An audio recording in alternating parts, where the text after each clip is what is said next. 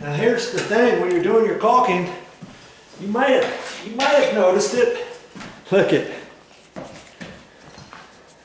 See that putty knife? It's got rounded edges. I don't think you can buy one like that at the store. Okay? These are just cheapo throwaways. Here's a brand new one. Okay? I don't think I've ever used, I've used it a couple times. And I use that for finish work, whatever. Now, I go from the middle out, and I'm using these rounded edges. Oh, it works perfect. Because you wouldn't want to take this and go from the middle over and from the middle over or something. And it's kind of hard to use the sharper tips from the middle out, from the middle out. You know what I mean? To try to keep your patch really as small as you can. And after a while, after you use this one, your throwaway, it's going to start getting rounded edges. Then you save it. Don't throw it away. I use this thing for all kinds of things. And then when it gets worse than this, guess what? It gets down to like that. I use this for scraping on grout lines and cleaning and doing all kinds of stuff. It just got smaller and smaller. I said, what good is that? I should just throw that away. I don't know why I keep keeping that. I use this thing for all kinds of stuff. Okay? So these are the two I've been using. I haven't used this one on this job yet. And I've even got another one. See this one?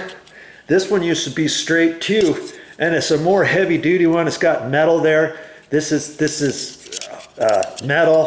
This is just cheapo plastic. You can beat on this with a hammer all day long, pretty much. And I use this as a pry bar, or to get in between baseboard or doorstop or trim. I'll use that because see, these are too flexible. See that?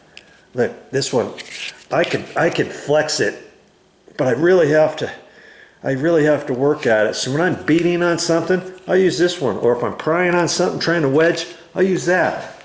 Okay? So I carry all that in my nail bag, of course. So I'm ready for my projects.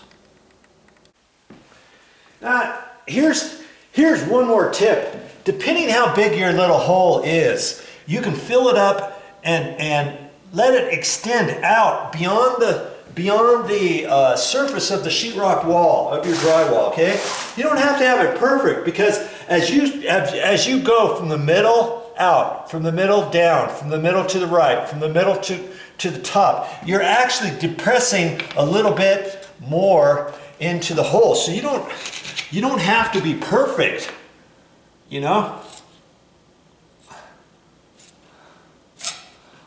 See, most of that other stuff went down into the hole. That's if you have big enough holes. If you got just a little pinhole from a little picture hanger or something like that, of course, there's only so much you can do. So you can make it almost flat or whatever. Okay? Hey, patch away.